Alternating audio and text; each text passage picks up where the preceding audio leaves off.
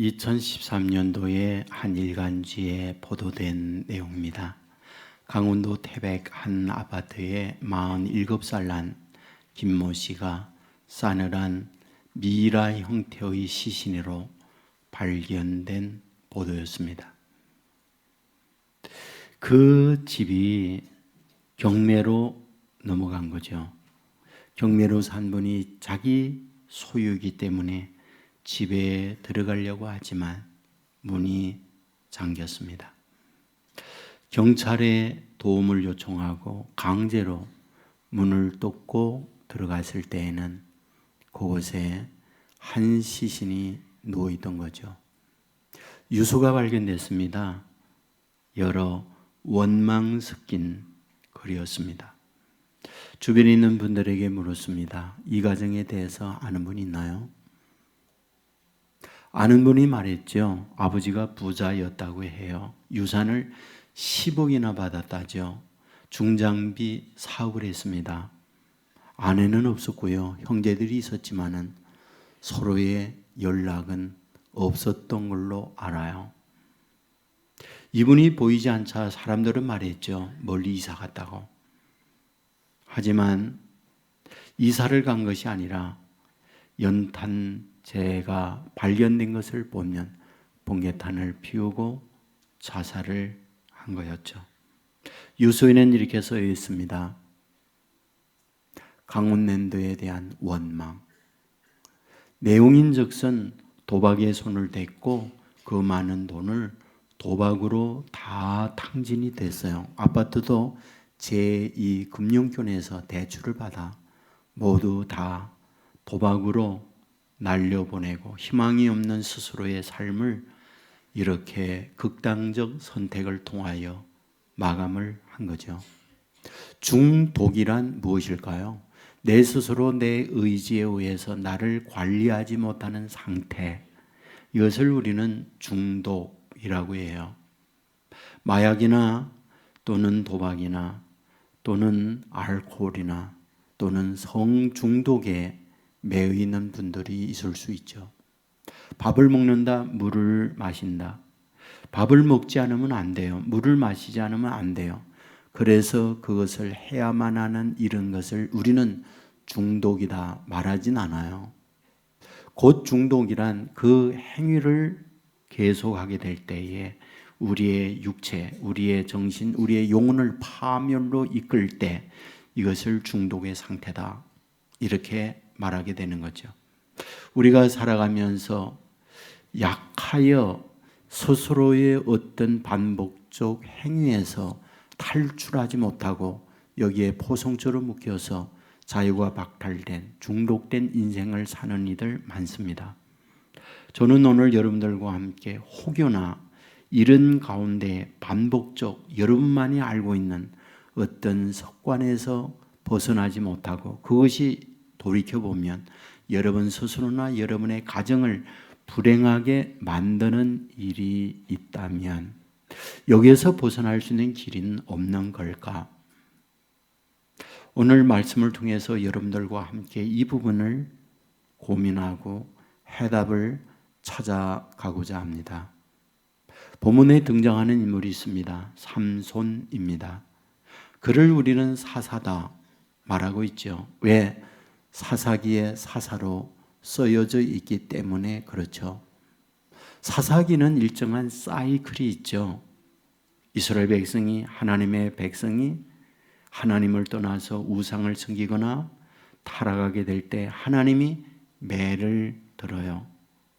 하나님의 매는 주로 어떤 매인가요? 주변에 강대한 나라들을 동원해서 이스라엘을 침략하는 매였어요. 억압을 받고 조공을 바치고 많은 인권이 유린될 때 그들은 절교하면서 손들고 하나님 앞에 엎드리죠. 하나님은 그와 같이 엎드리는 그들을 받아들여요. 그리고는 그들에게 새로운 구원의 길로 인도합니다. 그때에 구원자를 보내주는데 그 구원자를 사사다라고 말을 했던 거죠. 바로 삼손은 사사였습니다. 그런데 그가 사사로서 역할을 시작할 때 어떠한 일이 첫 그의 일이었을까요?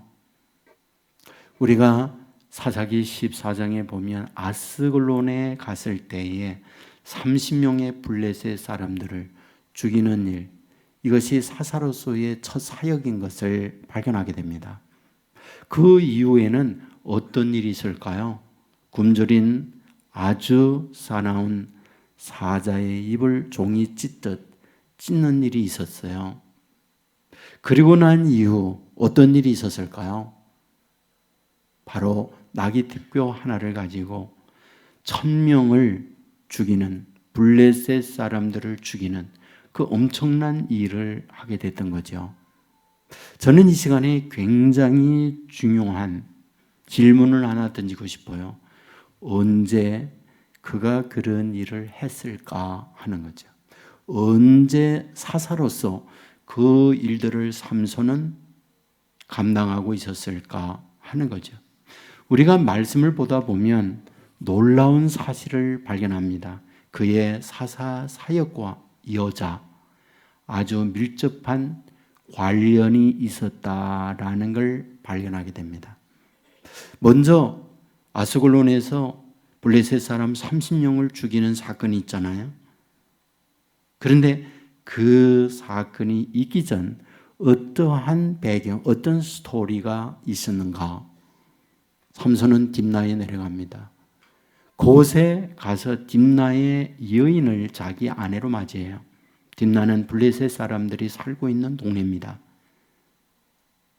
결혼을 했을 때에 그 친정의 식구, 바로 자기 아내의 집안과 그 동네 사람들과 친교를 위하여 수수께끼를 내는 그런 풍습이 있었어요. 삼손도 수수께끼를 내고 이렇게 말합니다. 수수께끼 풀면 겉옷 30불, 배옷 30불을 당신들에게 주겠소. 그러나 수수께끼를 풀지 못한다면 당신들이 겉옷 30불, 배옷 30불을 나에게 줘야 합니다. 삼손이 낸 수수께끼는 삼손만이 알고 있는 아무도 모르는 그런 수수께끼였습니다. 풀지 못했습니다. 그랬더니 블레셋 사람들이 삼손의 아내에게 와서 협박해요. 만일 내 남편에게 수수께끼의 답을 얻지 못한다면 우리는 너와 내 아버지 집에 불 지르고 너희들을 죽이겠다라고 공갈 협박을 한 거예요. 이 세덱은 남편 된 삼손에게 울면서 애원을 합니다. 그 수수께끼의 답을 알려주지 않으면 나와 내 집은 망합니다.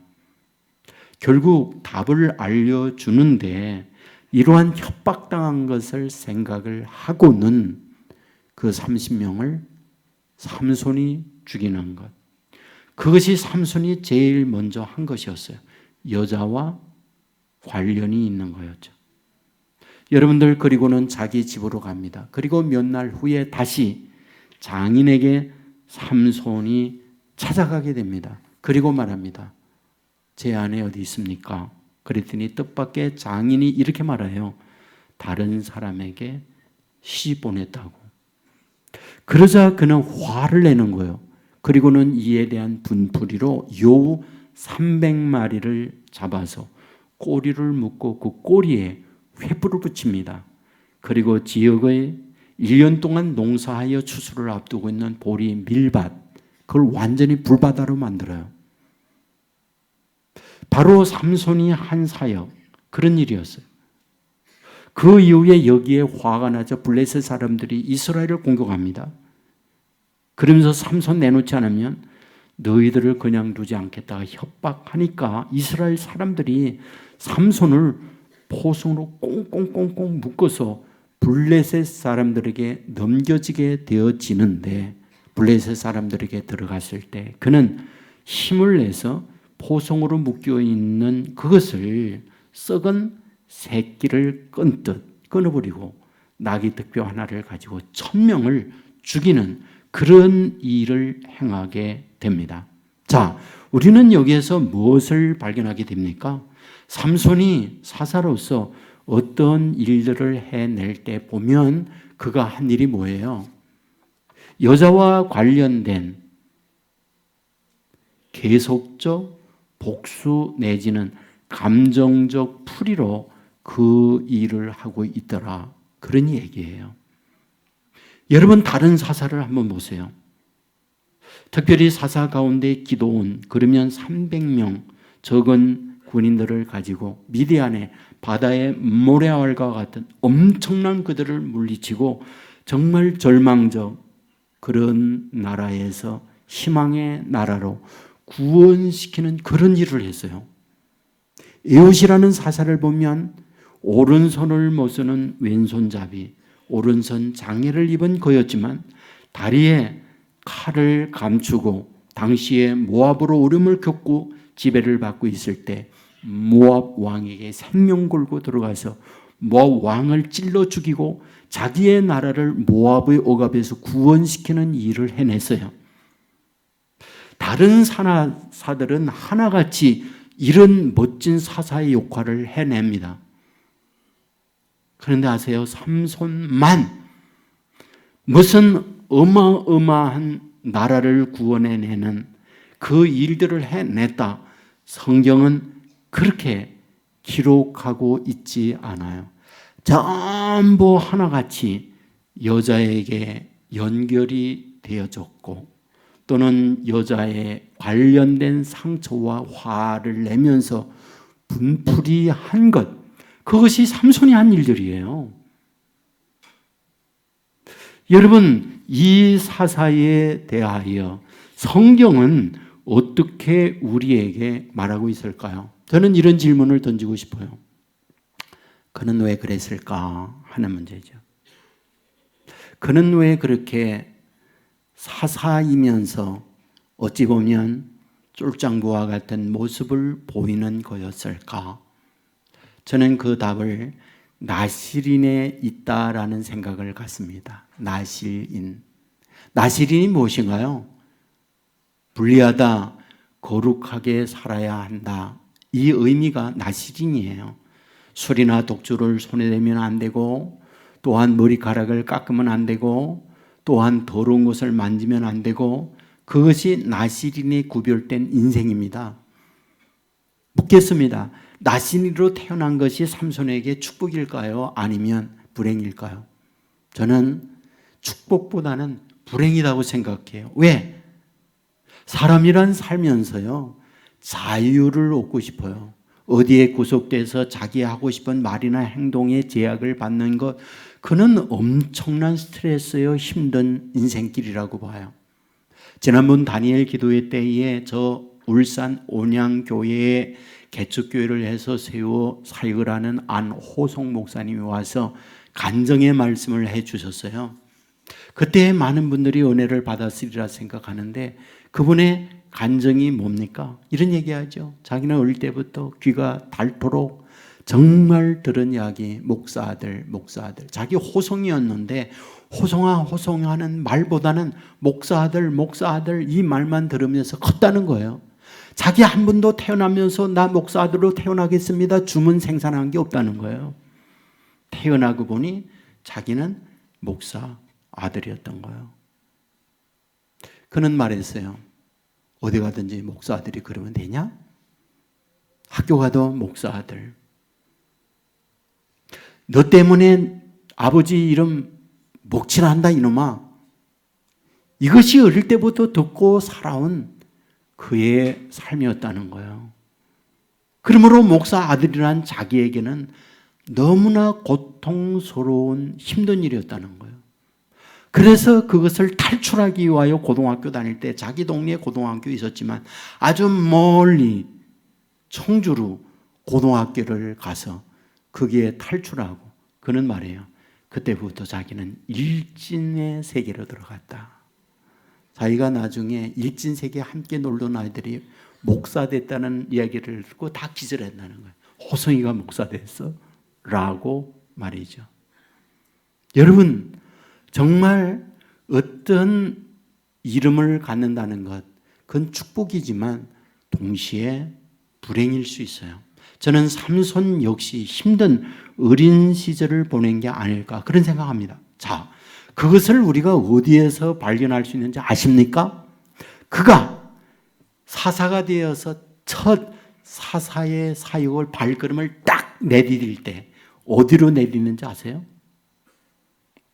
여러분 사사기 14장 1절에 보면 사사 삼손은요 딥나로 갑니다. 딥나에 왜 갈까요? 블레셋 사람들이 사는 동네 때문에 갑니다.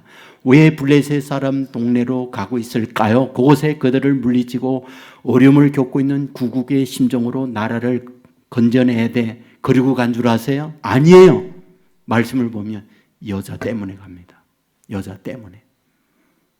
블레셋의 여자를 자기의 여인으로 만들기 위하여 그곳에 가요. 나중에요. 기생과도 잠을 자요. 그리고 나중에요. 들릴라와도 자기의 여인으로 만들어요. 세 여자 모두 다 어디 여자? 블레셋의 여자라는 거 아십니까? 삼손은 이스라엘 단지파 사람이에요. 근데 왜 단지파 자기의 주의 여인이 아니라 전혀 다른 블레셋 여인들을 자기 아내로 여인으로 만들고 있는 걸까요? 저는 그것이 바로 나시린의 억압, 나시린의 울타리에 매여 있는 그것이 너무 싫었다고 생각합니다. 우리는 이렇게 생각할 수 있는지 몰라요. 삼손이 남자니까 그래도 아름다운 여인을 찾아 블레셋 미모에 반해서 글로 간 게 아닌가? 그런 생각할 수 있잖아요.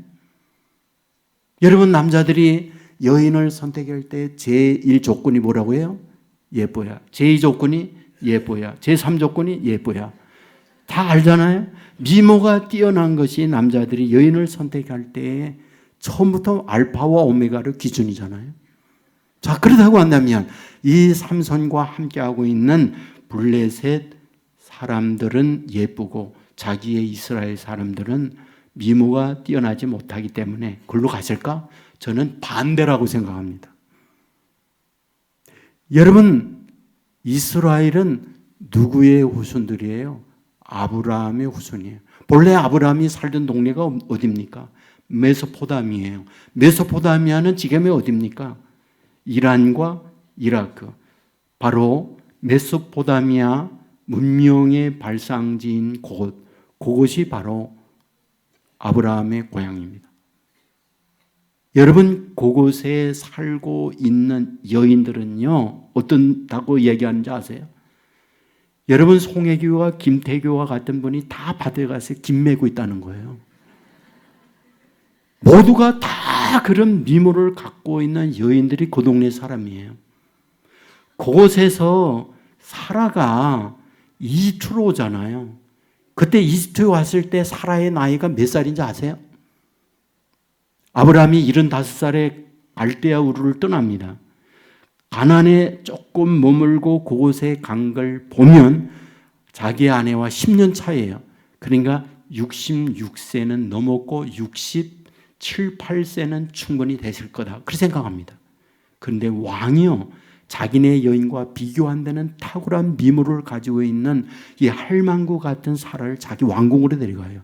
얼마나 그 나이에도 미모가 있었는지 왕이 데려가는 거예요. 여러분, 그 이후에 아브라함이 그랄에 머뭅니다. 그런데 그랄 왕 아비멜렉이 이 사라를 보고요, 그 미모에 반해서 이 할망구 사라를 자기 왕궁으로 데려가요. 그 후손이 이스라엘 사람들이에요.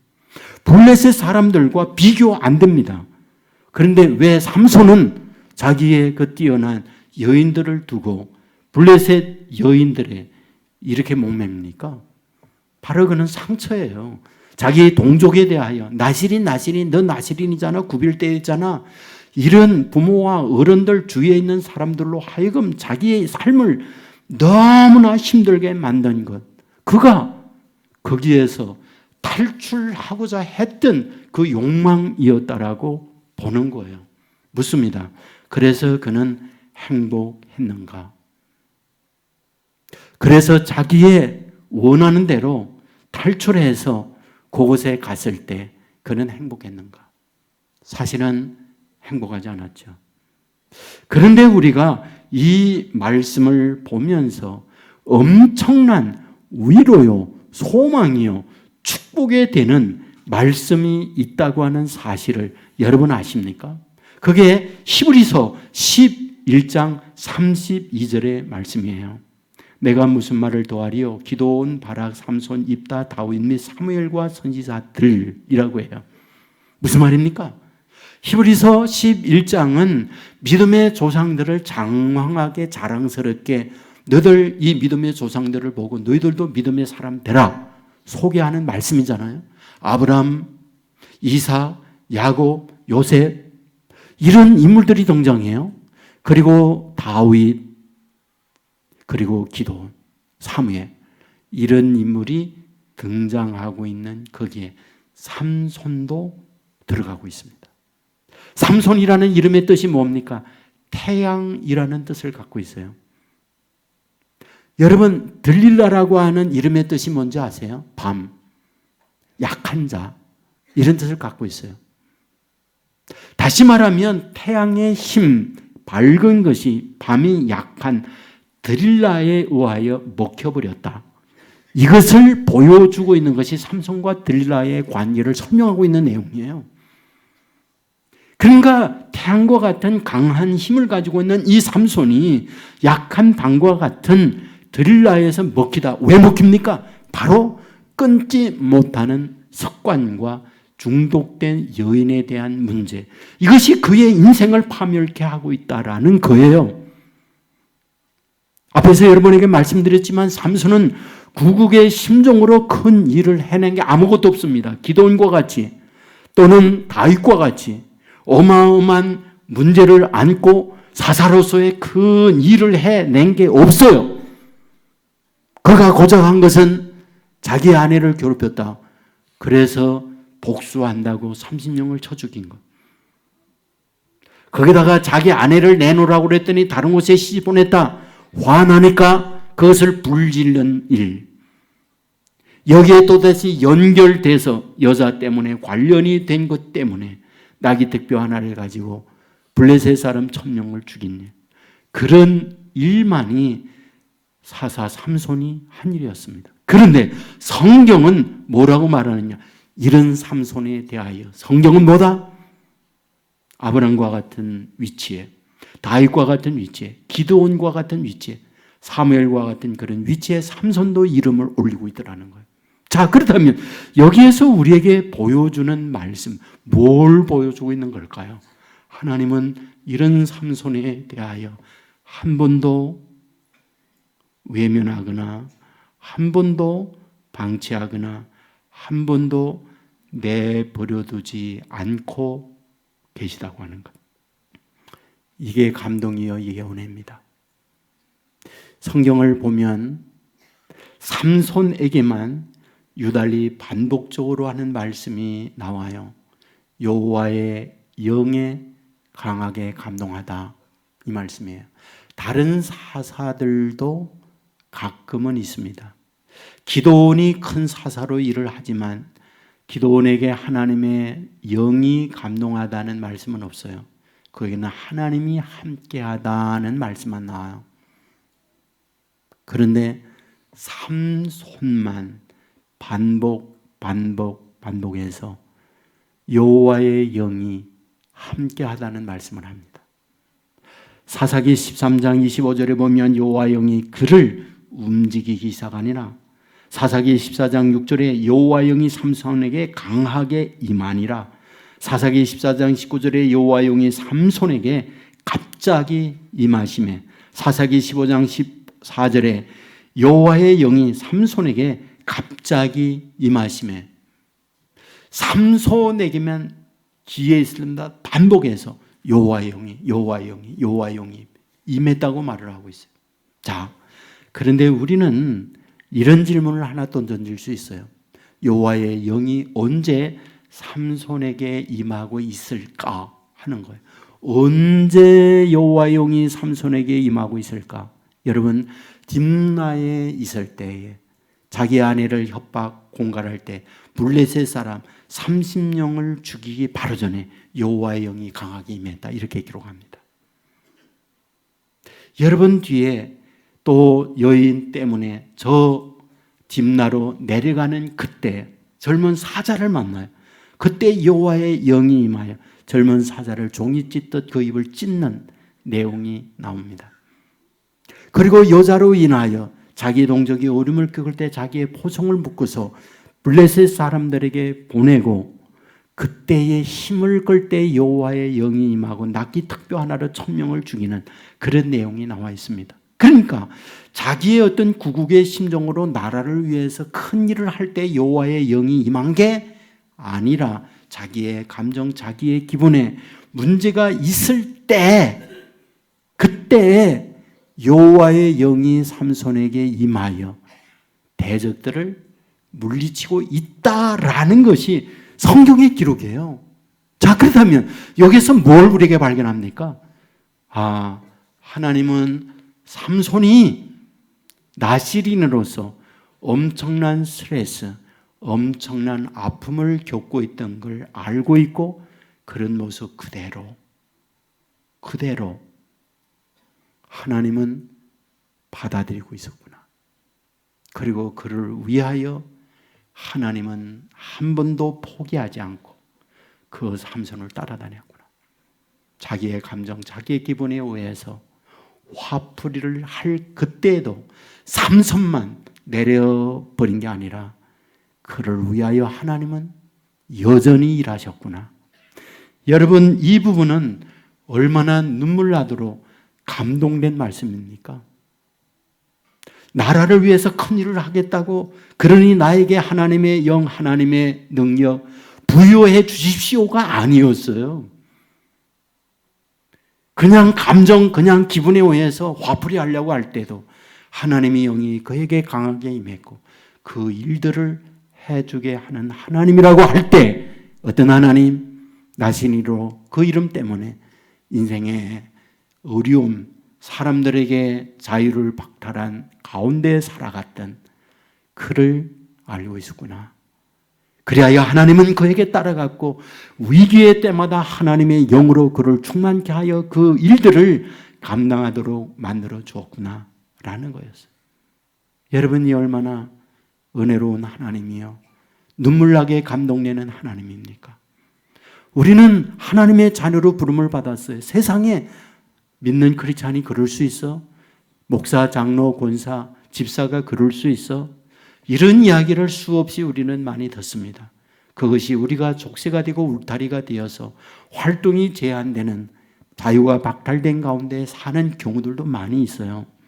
그럼에도 불구하고 하나님은 이러한 우리를 차버리지 아니하고 여전히 사랑하고 계시다. 여전히 저와 여러분을 눈을 떼지 아니하고 가는 데마다 따라오시는 그런 아버지 하나님이시다. 믿으시기를 주의 이름으로 축원합니다. 동시에 이 말씀을 보면서 깨우침을 얻는 게 있어요. 하나님은 어찌하든 어떤 일들을 통하여서도 깨우치고자 하는 게 하나님의 마음이구나 하는 거예요. 여러분이 묻겠어요. 삼손이 힘을 가진 거 머리 길어서 그런가요? 아니면 다른 데 있나요? 우리는 보통 머리가 긴데 그 힘의 근원이 있다 생각해요. 삼손 자신도 그렇게 생각했어요. 그래서 들릴라가 삼손에게 말했죠. 힘의 근원이 어디냐? 그 답을 말할 때에 머리에 있다라고 얘기합니다. 그래서 머리가 깎여집니다. 그래서 힘을 잃어요. 그러면 이 자체를 보면 뭡니까? 맞아. 힘의 근원이 삼손의 머리카락에 있었어라고 생각할 수 있잖아요. 한데 성경 오늘 보면 20절은 그렇게 말하지 않아요. 여호와께서 이미 자기를 떠나신 줄을 깨닫지 못하였더라. 여호와께서 이미 삼손을 떠난 것을 깨닫지 못하였더라. 이렇게 기록합니다. 아십니까? 여러분 앞부분에서 말씀을 드릴 때에 30명 블레셋 사람을 죽이는 건 나귀 닭뼈 하나를 가지고 1000명의 사람을 죽이고 이런 기타 등등 능력을 행할 때 있잖아요. 그때 반드시 여호와의 영이 삼손에게 임했다라고 말하고 있어요. 무슨 말입니까? 그가 힘쓴 것은 여호와의 힘이 오므로 그 여호와의 영에 의하여 힘을 쓴 것이지 머리가 기르기 때문이가 아니었다. 이것이 성경에 기록된 말씀이에요. 그런데 오늘 20절에 뭐예요? 여호와 하나님이 떠났어요. 그랬더니 뭡니까? 그는 결국 힘을 잃는 존재가 되어졌음을 말씀하고 있는 거잖아요. 무슨 뜻입니까? 하나님은 내가 살아갈 때 어떤 외형적 머리, 나신이라는 그런 걸로 인하여 힘이 있는 장수가 된 게 아니다. 매 순간 내가 너와 함께하고 너에게 능력 줘야만 내가 인생을 살고 힘 있는 사사로서의 길을 가는 거지. 사사라는 이름, 머리가 긴 것, 그것이 내가 사사일을 하는 게 아니다라는 것을 매 순간 가르쳐 주었지만 그는 어떠하다? 그는 여전히 그거를 모르는 거예요. 그리고는 자기의 머리카락에만 의지하는 그것이 그의 삶이었던 거예요. 오늘 저와 여러분이 살아가게 되어질 때에 저와 여러분에게 그 무언가 비교했을 때 재능이 있고 뛰어난 탤런트가 있는 분들이 있잖아요. 그것이 때로는 내 것인 줄 착각하는 분들도 있잖아요. 그게 하나님께서 주시는 은혜인 줄 모르는 경우들도 많이 있잖아요. 여러분 나중에 은혜였구나 하는 걸 고백하는 날, 그때는 굉장히 눈물 날 때 그걸 깨달아요. 여러분 그러므로 오늘 본문을 통해서 먼저 우리에게 주는 부분 뭡니까? 내가 지금 영의 눈을 가지고 그 모든 것이 하나님의 은혜 속에 살아온다는 걸 알아야 한다는 걸 말씀해 주는 거예요. 저는 이 말씀을 가만히 보며 생각합니다. 삼손의 뜻이 뭔지 아세요? 태양이라는 뜻이에요. 드릴라라는 뜻이 뭔지 아세요? 약한 밤이라는 뜻이에요. 그 약한 밤이 강한 태양을 먹어버리는 것이 삼손과 딜라와의 관계였어요. 왜 그가 태양의 아들 태양이라는 강한 것이 밤 어두운 약한 자의 목입니까? 그게 바로 여자였어요. 바로 그게 중독이었어요. 그게 반복적으로 끊을 수 없는 자기의 생명을 죽게 만드는 걸 정리하지 못한 그것이 자기의 인생이 파멸케 되는 결과였어요.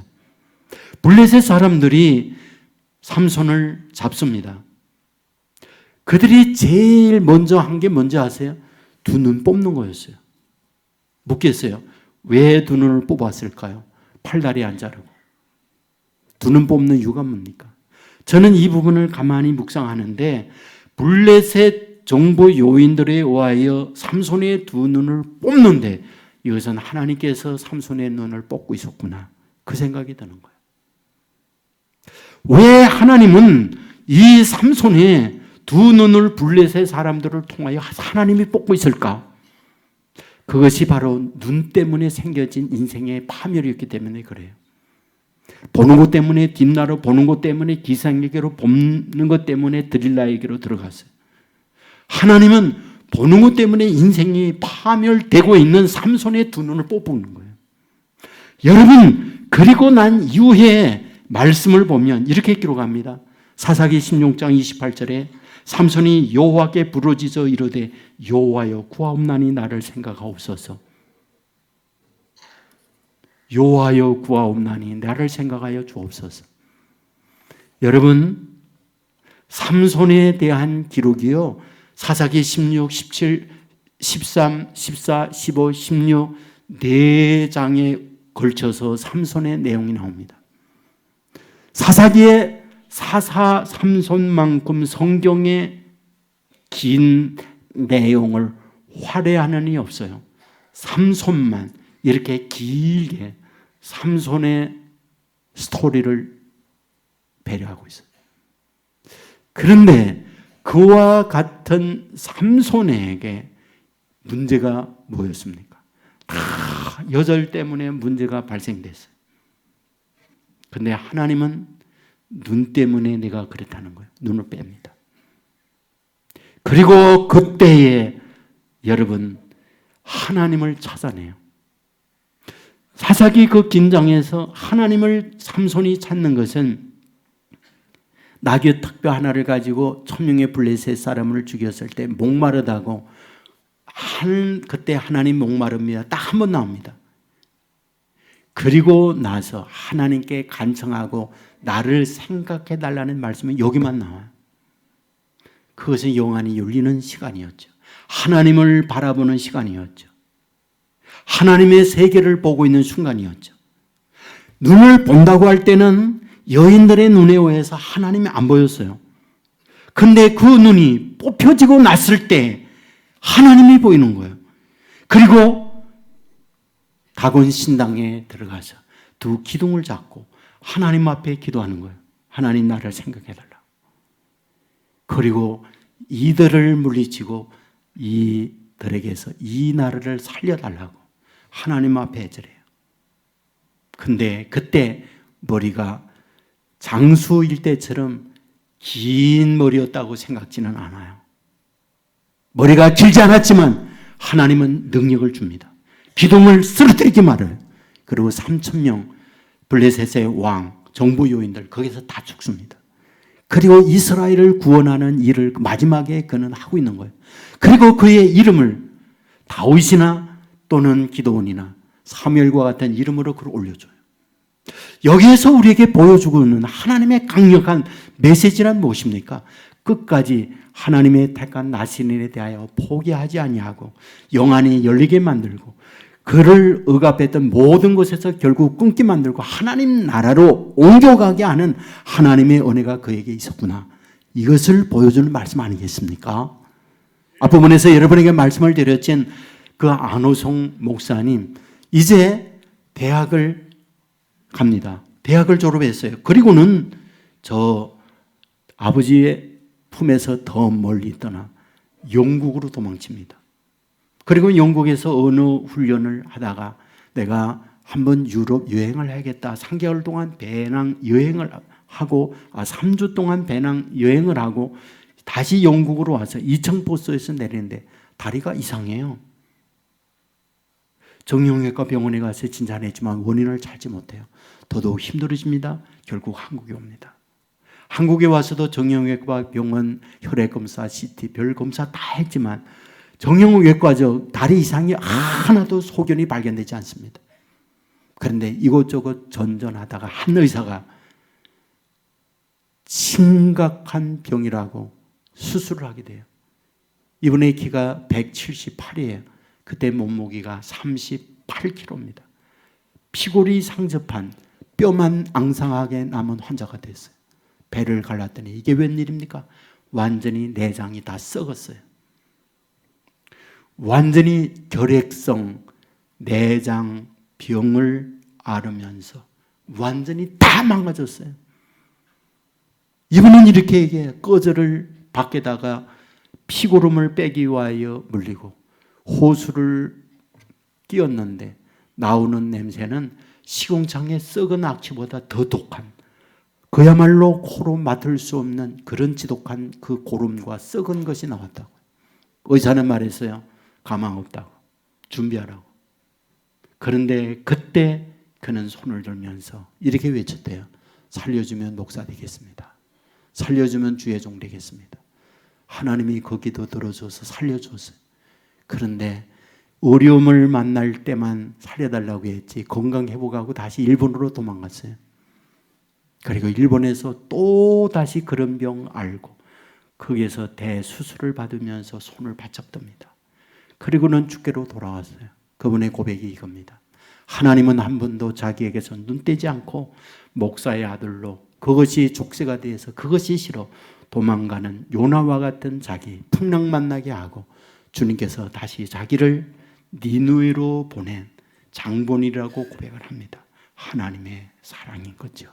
영의 눈이 열린 거죠. 세상에 이런 것들 눈을 뺨으로 말미암아 다 끝내고 하나님의 세계로 돌아온 삼손과 같이 그의 인생이 그런 거죠. 저는 여러분에게 말씀드릴 수 있어요. 여기에 저와 여러분이 있다는 말이 무슨 말입니까? 하나님이 불러왔어요. 하나님의 선택된 저와 여러분입니다. 목사도 되고 장로, 권사님, 집사님이 다 돼서 신앙생활 합니다. 그것이 때로 우리의 삶에 여러 가지 사슬이 되어 하고 싶은 말, 하고 싶은 행동 못하게 하고 힘들어질 때 많습니다. 믿는 사람이 그래? 이런 이야기 주변에 많이 듣습니다. 하지만 이와 같이 힘들어하는 저와 여러분 하나님이 보고 알고 계십니다. 비록 삼손이 그러한다 할지라도 순간순간 하나님의 영이 그와 함께 하잖아요. 순간순간 저와 여러분 하나님이 함께 하는 줄 믿습니다. 때로 하나님은 보는 것 때문에 세상의 울타리가 되고 그것이 저와 여러분들로 하여금 힘들게 만든다면 때로 우리의 어떤 풍랑을 만나게 해서 눈을 빼든 또는 병이 들게 하든 또는 그 어려움 속에 만나게 하든 그래서 그런 모든 것들을 다 감추고 영의 세계 하나님의 세계를 보게 하고 새로운 미래로 나가게 하는 놀라운 은혜가 그 안에 담겨 있다는 것 믿으시기를 주의 이름으로 축원합니다.